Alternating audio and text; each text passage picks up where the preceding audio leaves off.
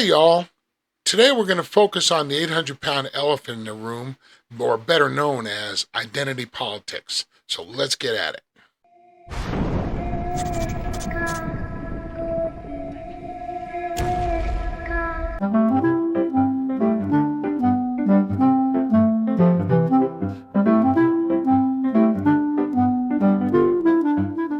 So Barry Obama came out from under his rock to make sure to tell people, especially black men, what they need to do in the upcoming election. I'm not going to comment on it. I'm going to let his words speak themselves. We have not yet seen the same kinds of energy and turnout in all quarters of our neighborhoods and communities as we saw when I was running. Now, I also want to say that seems to be more pronounced with the brothers. When you have a choice that is this clear, when on the one hand you have somebody who grew up like you, knows you, went to college with you, understands the struggles and pain and joy that comes from those experiences. On one side, and on the other side, you have someone who has consistently shown disregard, not just for the communities, but for you as a person. And you're thinking about sitting out? I've got a problem with that. Because part of it makes me think, and I'm speaking to men directly now, part of it makes me think that, well, you just aren't feeling the idea of having a woman as president. And you're coming up with other alternatives and other reasons for that. And so now you're thinking about sitting out or even supporting somebody who has a history of denigrating you because you think that's a sign of strength, because that's what being a man is, putting women down.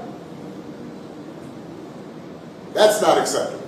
Sorry, Obama, I'm a black man and I'm voting for Donald Trump for president, and there is no amount of lecturing or bullying or shaming that you can do that is going to make me change that decision. I am not afraid to vote for Kamala Harris because she is a woman. I refuse to vote for Kamala Harris because she has spent the last 4 years destroying this country. I, like many of you, observed and listened and watched Barack Obama last night as he addressed black men.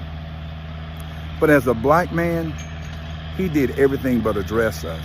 What he did, he berated black men, he rebuked black men, he even scolded black men, primarily because we will not fall in line and vote for Madam Lock-Up-Her Brother, Kamala Harris. So I'm C.J. Pearson, one of the young black men that President Obama yesterday tried to lecture into supporting Kamala Harris just because she, quote, looks like me. Now, guys, I don't know about y'all, but I think that my ancestors fought far too hard for my right to vote in this country for me to support someone just because they look like me. Especially when that person who looks like me doesn't give a damn about me. Hey, Barry, maybe your time is better spent dealing with global warming and Michelle.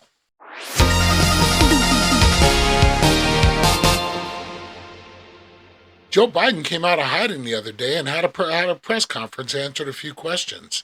And it was cringeworthy at best. Are you kidding me? Mr. President Trump, former President Trump, get a life, man. Help these people. Will you hold him accountable? You said you were going to hold folks accountable. Public will hold them accountable. You better than the press hold them accountable because you know the truth. Will you plan to speak with former President Trump? No. Joe, why don't you get a life? Why don't you help out? Trump was there. He hasn't been in office for 4 years, and he was on the ground bringing supplies, bringing a tanker of fuel, bringing food and water and people to help with the cleanup. What have you done? You have botched this thing completely. Folks, we're at a crucial junction in this country's history. The Democrats are killing this country. We get Kamala Harris, this country is done. You've got to vote for Trump in 2024 to save what's left of this country. And I hope that the damage that Biden has done in the last 4 years is not irreparable. We'll talk to you soon. Deuces.